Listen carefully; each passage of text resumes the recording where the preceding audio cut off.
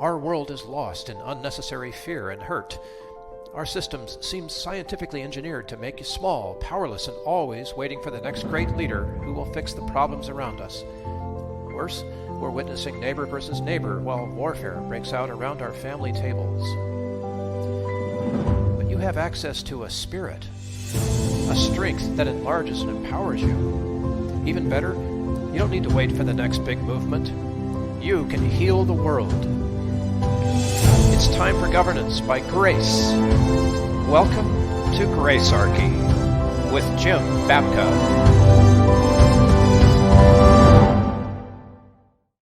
Today is role reversal day.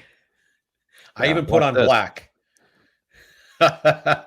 Usually, Bill Protzmann is your moderator. He opens up the show and he asks the questions and I ramble on. But today we're going to give him the chance to ramble on. How's that sound? I'm going to ask the questions. I promise not to ramble. Okay. No, you're not going to keep that promise. There's no way. It's too, the temptation to do so is too great. It's like you get another thought and you want to go down it. True. I've been looking forward to this episode. We've talked about doing this for months. So, behind the scenes, we have real lives and other jobs that we do.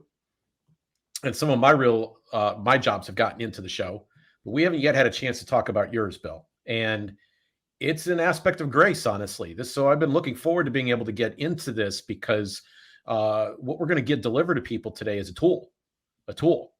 So let me introduce you this time. Bill Protzmann is the consulting educator and founder of Musimorphic.com. Musimorphic. Let me say that real slow. Musimorphic.com.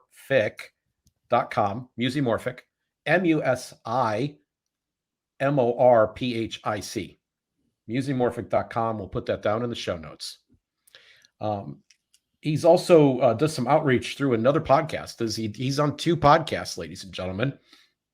He is the host or moderator at Discussions of Music, Healing, and Consciousness, which is a little bit more of a dialogue than we have. You're kind of partnered with Chris Noble over there. That's Discussions of Music, Healing, and Consciousness over on our former network, the AHO network, AHO. I want to know just a real quick. We're going to get into some of what we're going to get into some details as we go here today. But can we just start with something really, really simple? What is Musimorphic? Well, it's a word I had to make up. I know you love neologisms, right? So I do. I used to be called, and the company is still incorporated as Music Care Incorporated. Music Care got started because of my volunteer work with people who are most at risk, veterans with post-traumatic stress, homeless people, addicts. And in that world, care is very important. It's vital. Mm-hmm. But somewhere along the way, I realized that care wasn't enough anymore because care tends to think in clinical terms, in intervention terms, and like, how can we fix this? It doesn't think in future terms, like, how can we really transform things so that this problem doesn't reoccur? And I want to give credit right here to the Recording Academy here in the United States. You've heard of the Grammys. Recording Academy backs that. And they have a not-for-profit called musiccare.org. And to be very clear about that and to separate what I do from what the Academy does, I had to make up a word. And that's Musimorphic. Yes. So here we are as Musimorphic. And you got a little bit of why I started. I just believe, Jim, there's so much more to this thing than a fix-it that we can do and we can achieve in the world. So music, just I want one more personal bio note. You are yourself a musician. You play some instruments, some quite competently. I've had a chance to watch you play piano, and it's actually, you're one of those pianists that is so good at your job that it's actually a pleasure to watch as well as to listen to you. So tell us a little bit about your music background and your instrumentality. Well, I was fortunate, I think, to have a mom who got primary education in a way that was unique and also wanted to express that in her give back of music. So she was a piano player. And very early in my life, around 3 years old, she decided that I was going to be her first student. And that turned into a lifelong, for my mom, many years of having a piano studio, dealing with kids that we would have diagnosed ADHD had we known, right? I have a sort of semi-formal diagnosis. I've been tested to be chronically depressed and schizophrenic, and that sort of blows the scale at both ends. But I was an example of the kind of kid that mom was able to turn into success through her instruction in music. And we all know what music does for kids, right? It just helps your brain develop, and it helps your motor skills. It connects your motor skills and your visual skills and your auditory skills in the performance of a piece of music. And so that has helped so many kids. And mom's approach has been one that my sister now continues in her music studio as well. Awesome.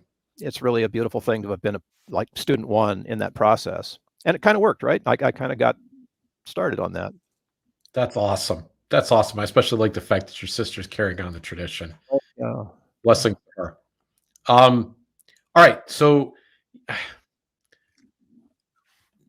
music is a technology, right? Absolutely. An ancient one. Yes. I want to understand your commitment to it. I want to understand, you've begun to talk about your own personal story, but obviously you've seen more than just your own personal story here. So help us understand your commitment to music as an ancient technology for transformation. Very quickly, it saved my life. There was a time where I was suicidal, and music is the thing that intervened with that. And I took my own medicine basically to see if it would have the effect on me that I had seen so many other times before. I've had the privilege of watching thousands of at-risk people as they have transformed in this process, and the self-awareness that comes from using music, and the ability to objectify and to step outside of your problem and to see the future, the welcoming of faith, of spirituality, of grace, that happens when you're able to be in that place. Music takes you there. And I have not seen a medicine that does that. I've not seen a therapy that does that. I am, as you probably can guess, very familiar with things like meditation and prayer. And these things come close. But there's the missing piece. There's the piece that takes us over the edge, right? And music is that piece. And as I had evidence of that in my own life around me, surrounding me with the people I work with, I got curious, and of course found all the science. Thanks to music therapy, we have that now. Thanks to neurology, neuroscience, we have even more of it. And then I started to find the history, and the history on this, it's like a survival tool, Jim. But the history on music goes back to the ancient Greeks and prior to that, where we have oracles who used music and used sound and rhythm as a healing modality. And if that wasn't enough to reinvigorate my conviction in it, the experience of being alive today because of music sort of brought it home for me in a way, and renewed my conviction in doing this as an offering to the world, really, because we need it right now more than anything. The pandemic is just one example. It's this idea of you went back to ancient Greece and the leaders in that system at the time in worship or whatever it was that they were doing, but it still happens in churches today, right? I mean, people get together and they stand up and they sing. I have a tremendous soft spot for hymns because this is what I grew up with. As part of it, and I've never lost my joy of them. And the thing I like about them so much at this age, aside from some of the words and the experience that it creates in me, is that I can actually sing along to them. And I'm going to throw out a radical theory that I've got here. I think that some of the greatest songs are sung by some of the most moderate or average singers, right? I mean, you're not listening to Bob Dylan because of his tremendous vocal ability, just for example, right? Yeah. That's not what you're getting out of that. But if you have the ability to sit and sing with the singer, I love great singers like Adele. Like, she could sing the phone book, as they say, right? But there's no way I could sing along, right? And so a hymn, you could take out a hymn. And I'm especially just the other day we were traveling and I was listening to Elvis Presley, which is the only things he won Grammys for was his hymns, right? And they're just amazing. How great thou art. He touched me as one of the greatest performances ever. And I sing along in my car. I won't do it outside. No one's going to get to hear it. Susie might be there, but that's all the people that are going to get to see it or hear it. But the ability to kind of sing along, it does something. It does. It changes the energy in the room. I lead a public sing-along, which is crazy, but I do, right? Every month, it's Saturday in the park, and we all get we got a big PA system there, so we play the music and sing What kind of along to it. attendance do you get at this? Oh, we get 5, 10 people. It's not big, Okay. but the 5 or 10 people who are there, you can see. I mean, if I took pictures at the beginning and took pictures at the end, you would see the transformation on everyone's face. That's awesome. The energy that comes in. It's the same thing you're describing, Jim. And we're singing secular music, and we're singing the 80s. We're singing, pop songs. We're singing Adele. It doesn't matter what we sing. It's the communal spirit changes. I would like to talk about a set of events or places here in a moment, but when you and I were talking before the show, you used 2 words, and I don't think they're exactly the same, which is why you separated them in the notes you sent me with 2 conjunctions. You put and or when you were writing to me. Transformation and or integration. So I'm assuming these are 2 different things. How does music transform? How does it integrate? Great question. The transformation, I think we've just talked about, like singing in the shower, right? It just changes the way that you are. All right. And that's sort of, you can't help it in a way. Mm-hmm. Integration is a more directed use of music. So music works on us physically, mentally, emotionally, and spiritually. It's all packaged in that one thing. This is why it's so much different than a medicine. With all 4 of those aspects engaged, you can do some real work. And yeah, you can intervene with stuff, and you can, get through your trauma, and you can do that sort of work too. But I'm talking about, what do you want? Like, what would happen if you were able to engage music with the deepest desires that you have? That's integration. And that process is where, oh man, it's so beautiful. I get to talk in recovery meetings for addicts, right? And I don't think anybody ever asks addicts, so what do you want? What are your deepest desires beyond being sober? What are your deepest desires? Nobody really thinks of that stuff.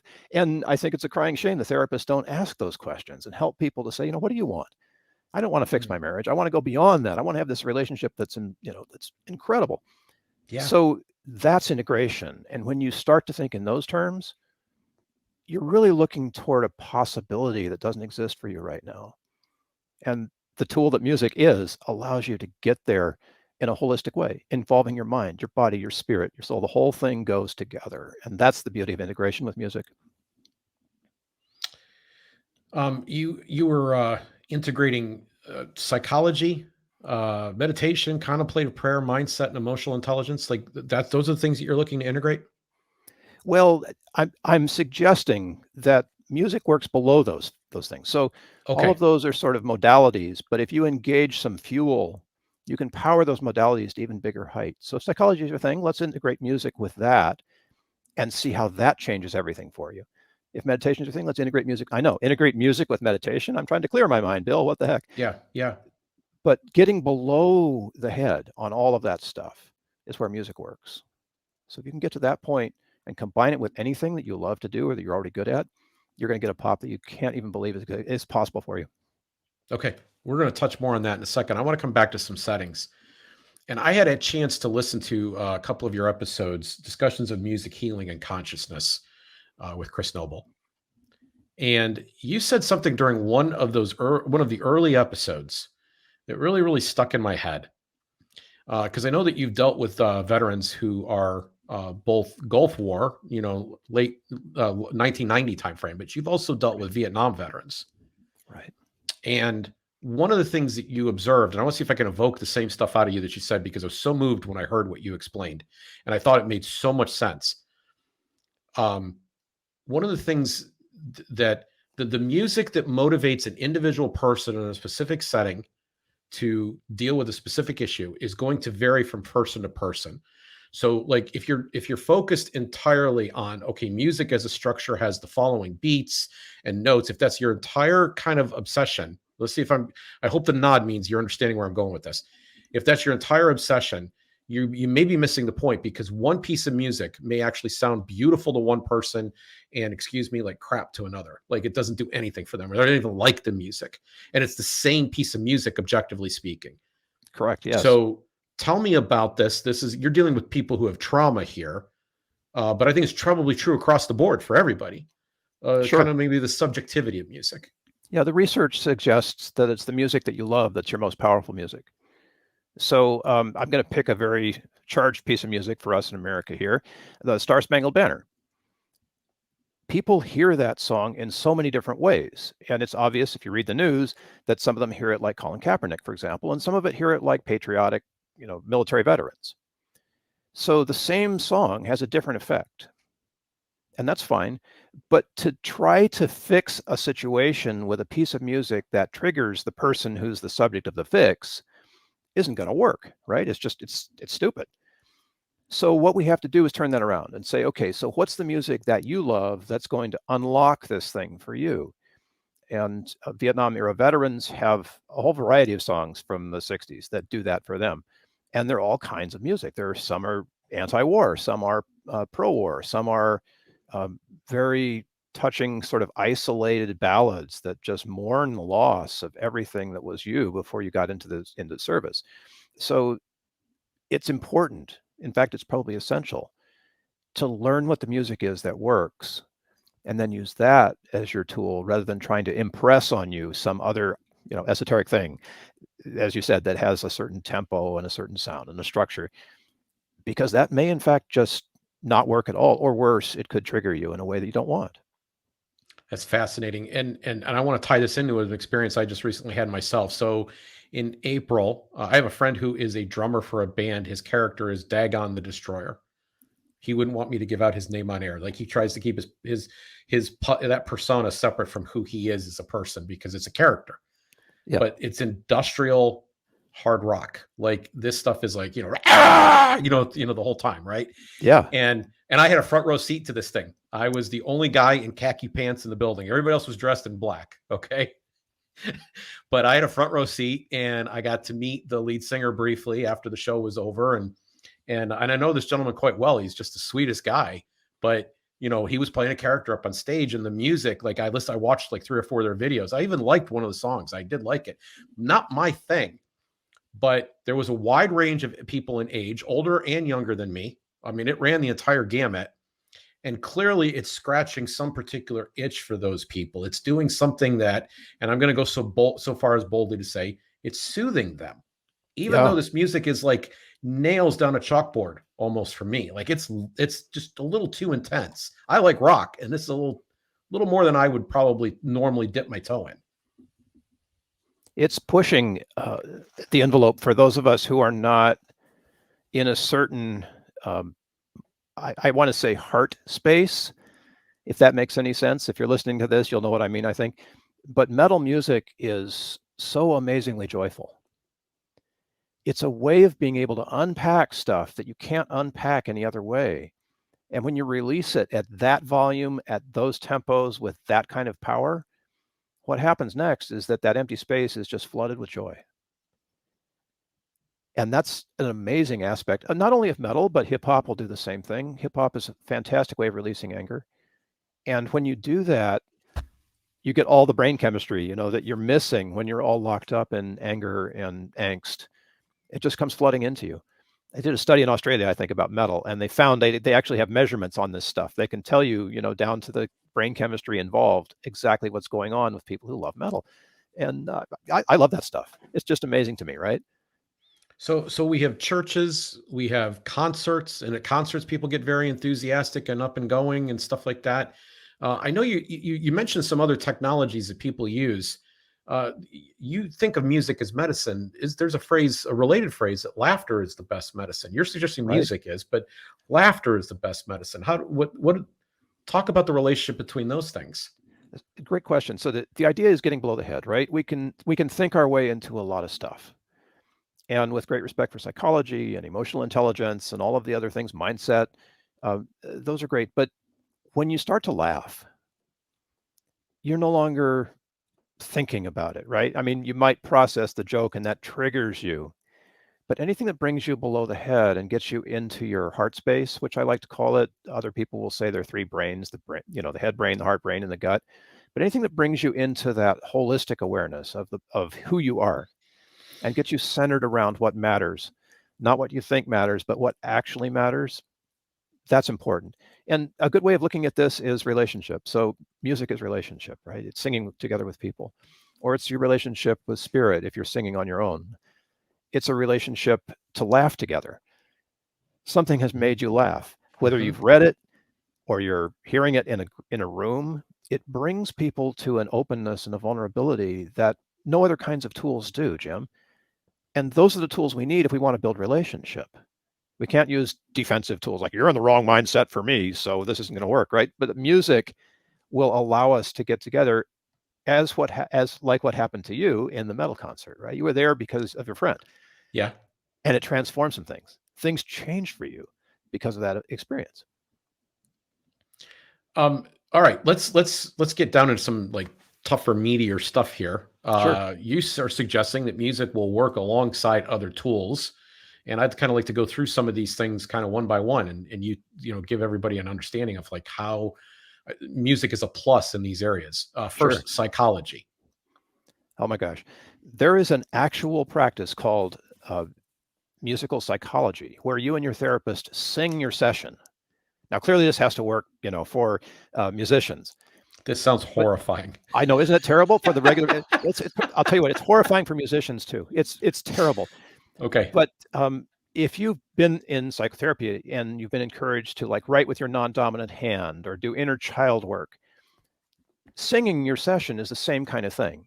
It gets you out of your analytic headspace and lets you communicate with something that's deeper. And that something deeper is often where the work needs to take place, especially in psychotherapy. So getting to that in a hurry, music can offer you that sort of on-ramp to be able to get in there. And you'll love this too. So obviously play a wind instrument is difficult to do, but this is most successful when you also improvise the music to accompany yourself as you sing. So think about that for a second. As a keyboard player, I could probably do that. As a guitar player, probably so. But anything that gets you into your creative moment is getting you out of your analytical, filtered, non-vulnerable place. If I recall correctly, on musimorphic.com, that's musimorphic.com, you have a video that kind of introduces and you're talking about what it is that you do and the services that you offer. And in there, if I'm not mistaken, there's a segment where you are working with an audience with kazoos. Isn't that crazy? Yeah. Yeah. So there's some instrumentality for non-musicians, right? Right. Because not everybody's going to sing, right? So if you give them a kazoo, though,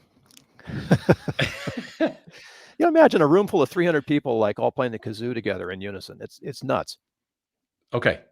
So then you can use music alongside meditation or contemplative prayer. Yes. Isn't it crazy that in our quietest moments, our mind is still chattering?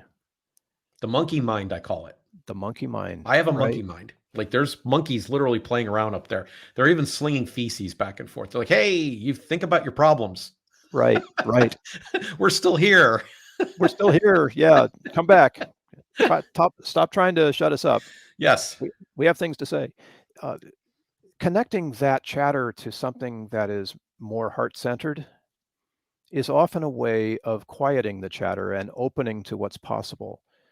And if you pray, you can relate to this. If you meditate, you can relate to this. It's not about stopping it all. It's about allowing it all. And instead of allowing the thoughts. Wait. What does that mean? It's not about stopping it all. It's about allowing it all. What does that mean? So the idea behind meditation is to like stop the thoughts, like quiet the mind. Yes. And that's true. That's part of it. And the idea about contemplative prayer is about connecting perhaps to something, to a higher power. Okay. To a deeper sense, right? So the two of them kind of have part of it, right? But how can you do this? Well, what I like to do is when I'm trying to meditate, like the trying to meditate, right? Mm-hmm. Is to introduce a melody without words. Just some melody I happen to know. And when I do that, I immediately drop into a creative place and out of a chatter place. For example, there's a really lovely rendition of the Lord's Prayer that I learned as a kid.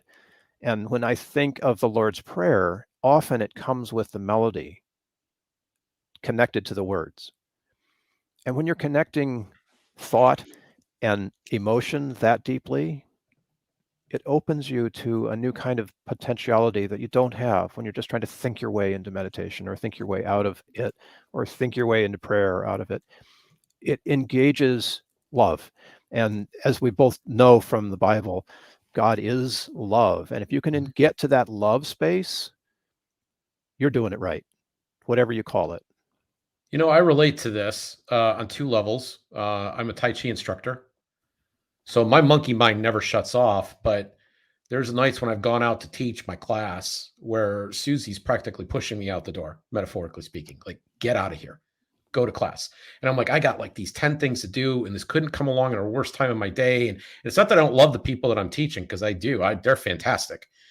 And I don't want to be there. And I'm right into the warm-ups, and I still don't want to be there.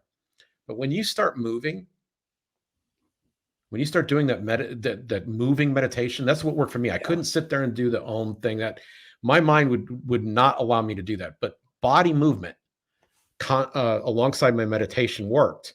And then I can take this a second level, and I can actually bring in music here, what you're talking about. I'm a writer. That's actually my trade. My real trade in life is that I sit and I write. And I most of the time these days it's memos, strategy and stuff like that, or it's editorials, but I write. And that communication, like if I got a real problem to solve and I want to get into a flow state, then I turn on music. And I have a couple of go-tos that I go to. And you say wordless, but to me, wordless means I know the words so well, I don't need to pay attention to them anymore. Yeah, well, that'll work too, because it's in you already, right? Right. And so if I'm listening to a song that isn't going to distract me, it actually maximizes my productivity. And I would actually argue that it distracts the monkeys. Like they're off with the music. And now my brain can focus. It needed that little extra bit of just the right distraction to help me be creative at that moment, to solve a problem. That's right. Get you out of your monkey mind and into your creative space. So I imagine that most people can relate to the two things I just described. I mean, a lot of people, I shouldn't say everybody, but a lot of people probably could practically grab onto that. Mindset. You said that it can work alongside mindset. Sure. Thinking your way into a solution is valuable. We've been doing that since the Enlightenment. But one of the other things that we have not been so good about is feeling our way into a solution. But by that I mean intuition. And what we would call having, a glass of lemonade on the porch. Oftentimes we get into a mindset that says that we're right. And that shuts off the relationship that we need, especially if we're solving problems. And, there's nothing wrong with having a practically good mindset. There's nothing wrong with going in a direction that is best practices based. Those are great things. But other mindsets exist, as we know from politics. And those mindsets don't necessarily serve to advance the conversation in a way. So mindset is great, but getting everybody into the same one is a challenge. So because music works below the level of the mind, if we can combine our energy, our willingness, our creative intention around a common intuition, a common creative goal, a common creative opportunity, and we can open ourselves up to that potential by using the music we love to get us to that place, that will help bubble up into the head brain in a place where we can then agree to work together in a much more efficient way than if we just, stood on our own mindsets, whatever they are. So the unification possibility, the relationship possibility that exists there around music, is that be a one very of the powerful things, thing. Is that one of the things that's happening in a church service? You don't know it, but yes, it is. So obviously everybody entrains around the beat during worship. Sometimes we entrain around the words, but oftentimes I can sing the words because I know them so well and it doesn't really get me in the way that the beat does. But this idea of physical entrainment is an important one. Yeah, happens in metal concerts too. But I mean, I'm saying like, okay, everybody's coming, and I've noticed that the pattern is hardly ever the sermon and then the music. Right. It's almost always the music and then the sermon. And then there are in the more conservative parts of the evangelical world, there are, and I can't think of the name of the denomination, but they're just the subject of a recent movie that was pretty successful in the theaters. It's not coming to me right now. Greg Laurie is a part of it. Or that direction. Yes. The Vineyard, the Jesus vineyard movement, and then Vineyard. Yep. Right. They go on and on and on with the music. Like the music actually is the dominant part of the gathering. And it even has a cadence to it, right? Yep. that leads you into that state where you're ready now to kind of receive the message. So this is all physical entrainment, right? This is all like It is. well-tested psychology. It is. We musicians are master manipulators, and when we program a concert, we do it intentionally, right? We take people on the, Oh, I love that. Think about the last concert you went to, the metal concert or whatever, but you'll recognize there's an arc to it, and that the arc rises and falls very intentionally to sort of soften you up and then bring you up and then let you down, and finally they'll get to a climax. This whole notion of the story arc that you can see in movies exists in music as well, and it's purposeful. It's absolutely purposeful. All right, And the Vineyard understands how to do that. One more thing now, emotional intelligence. Oh yeah. We're going to combine that too now. That's a tool for emotional intelligence. Isn't that such an oxymoron? Emotions are not something you think about. The emotion happens first. And the practice of emotional intelligence, which I say with great respect for the people who have been doing this, it's been very, very helpful, but it's sort of like squashing the emotions that come to us. So I don't want to say anger management out loud, but there I just did. But the whole notion that we can, control what we feel is not the point. The point is that we feel what we feel and we can use that. But instead of bottling it up, which is bad psychological practice, if we can find a way to let the emotions come and inform what we're doing, and here's a sort of a hat tip now to emotional intelligence, they're getting there. If we can let our anger inform what we think, if we can let our fear inform what we think, we're doing a better job of it than if we just stuff it, right? If we stuff it down, we're never going to get there. We can see the results of stuffing our anger and stuffing our fear when they leak out in riots and protests. And we just did an episode about the Hong Konger. Suppressing those feelings is not going to work. It's just not. It doesn't work on the individual level, doesn't work on the policy level, and it really doesn't work on the level of state oppression. It's not going to work. And instead, coming to the table, having a glass of lemonade. So what Musimorphic can do is to give you a way, a method, a processable, repeatable way of dealing with what people call negative emotions, to mine the fuel that's in them and let that come to the table in a way that is productive. In fact, more productive than if you left it stuffed. Okay. You're obviously looking to stoke the creative process too.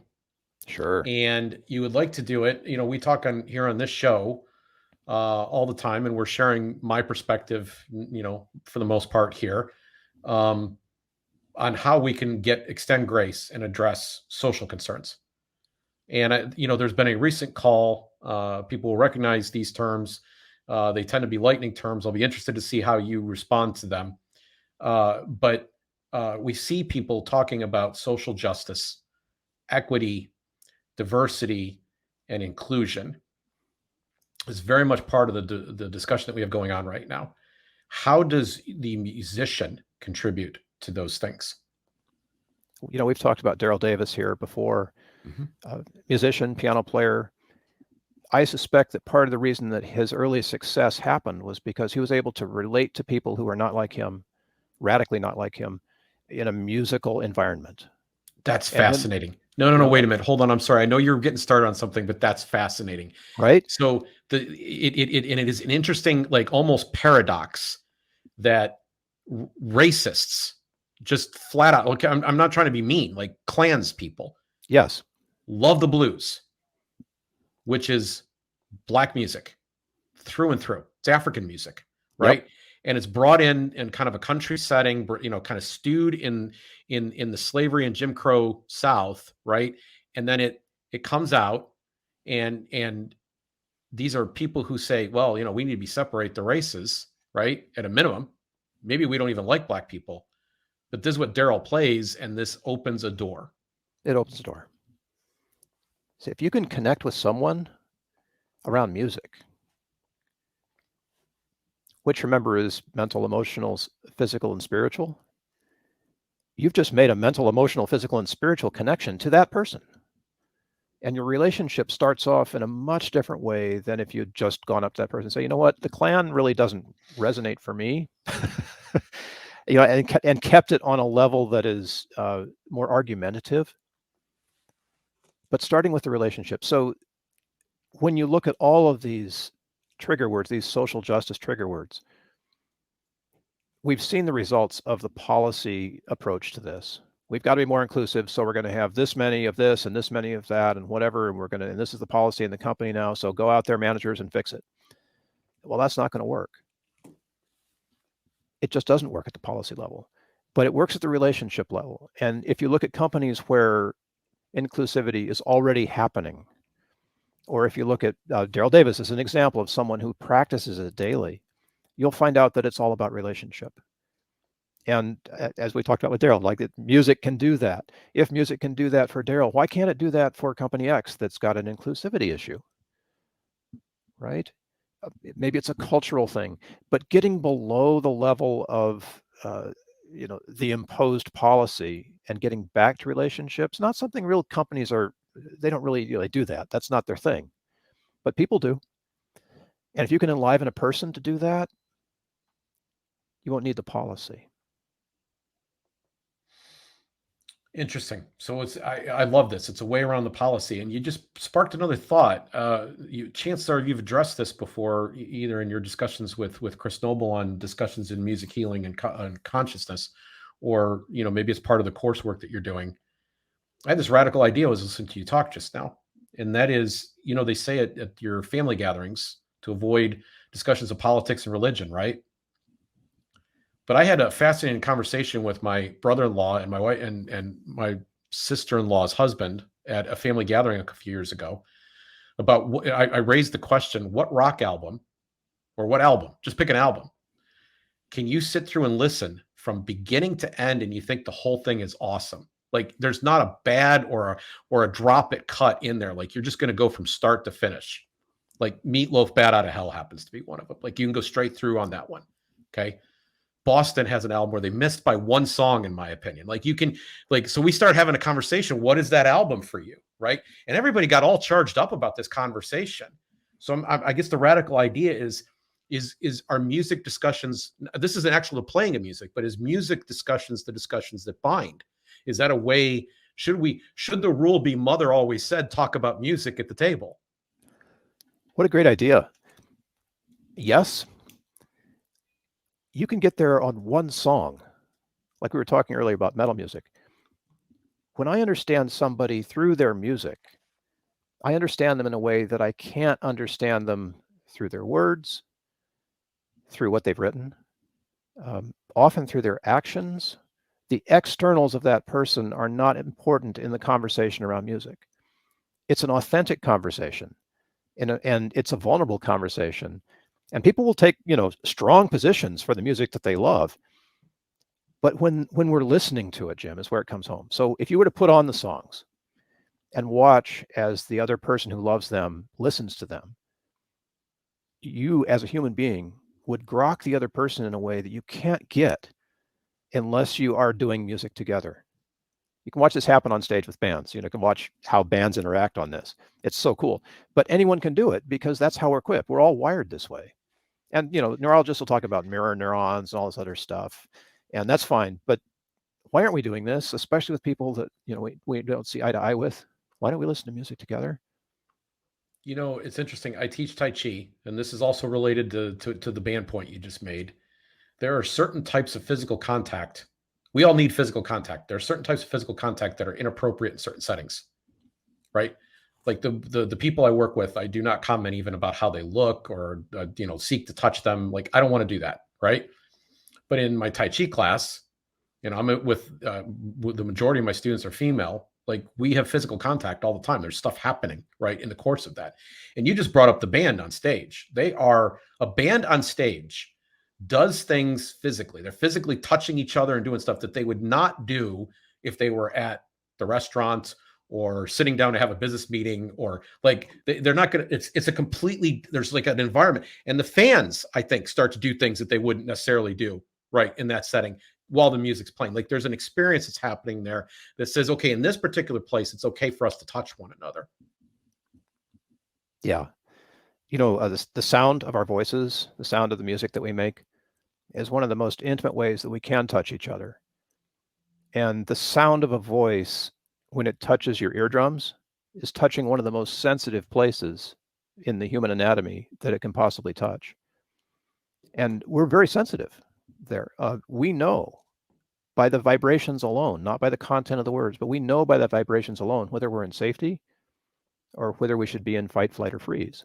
Yeah, could you do me a favor, talk a little bit about vibration? Because I know that some of your more recent episodes that you've been doing with Chris, and I'm sure this also comes into the therapeutic applications. That there's certain vibrations and there's certain rhythms and there's different stuff going on that does. I mean, we talked about the subjective, certain favorite songs and everything earlier, but there is an effect that's going on there. There certainly is. So we've gotten very technical here in our recent years about vibration and the reach for a higher vibration. You hear people saying, well, you're vibrating at a higher frequency, than so and so. Well, I think that's a interesting way of sort of eliding what's going on with a scientific measurement.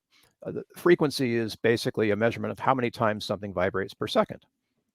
And based on the number of times, you get a different pitch. You get lower pitches versus higher pitches, right? So 40 hertz, which is actually supposed to be a pretty good number of hertz of vibration for memory.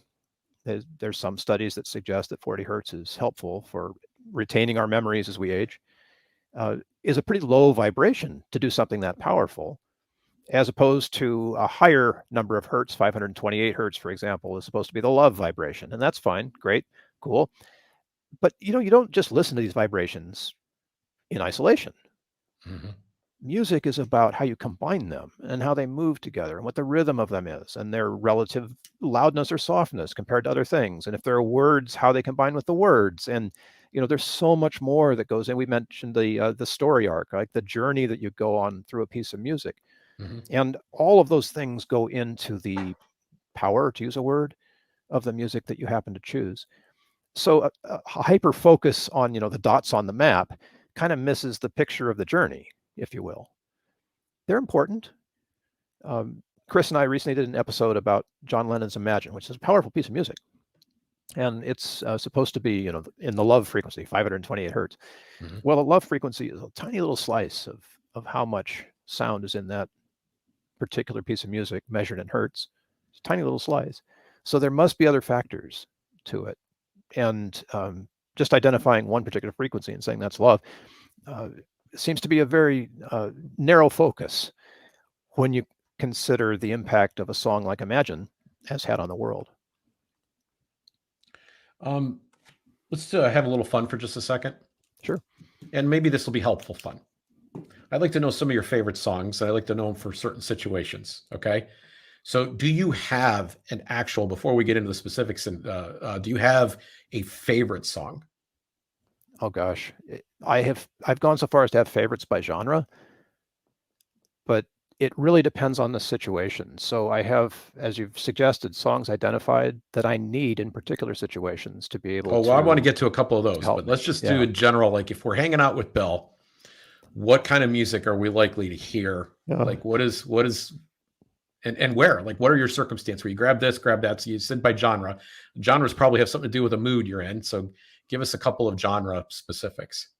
So recently, and this changes almost daily, I found an Icelandic composer, musician, singer, songwriter. He doesn't sing in English, named Sigur Rós.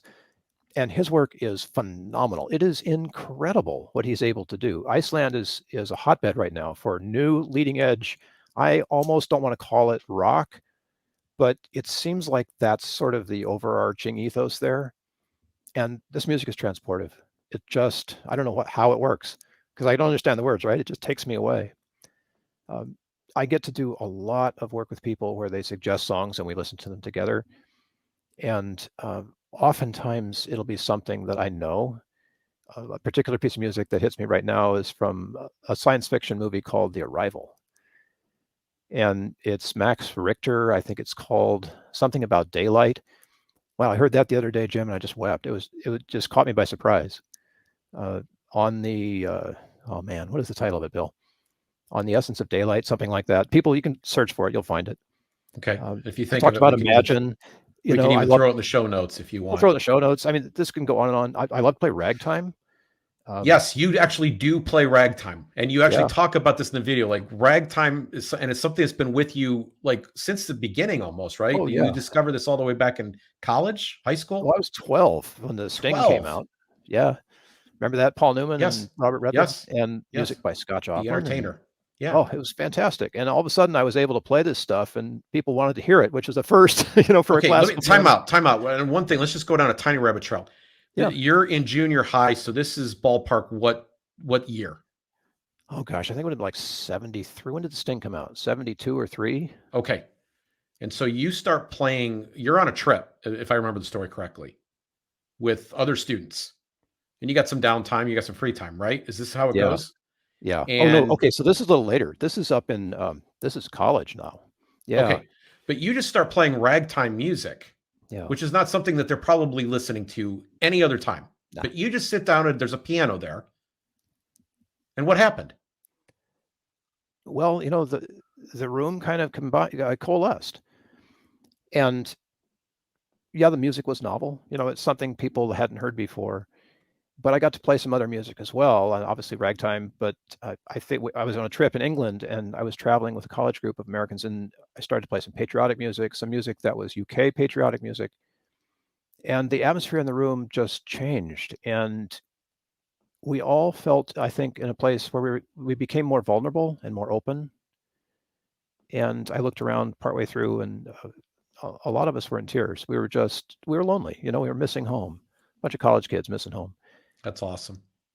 That's awesome. For work, you're trying to be more productive. What's a go-to? Oh man, I love metal, right? Anything that's got a beat that really drives me helps to get my system running, and that's a good thing. For inspiration, oftentimes though, I'll go in quiet. If I need to create, I'll often just go silent and allow the silence around me to carry the inspirational moment. Music has been said as a preparation for silence, like yoga is a preparation for meditation.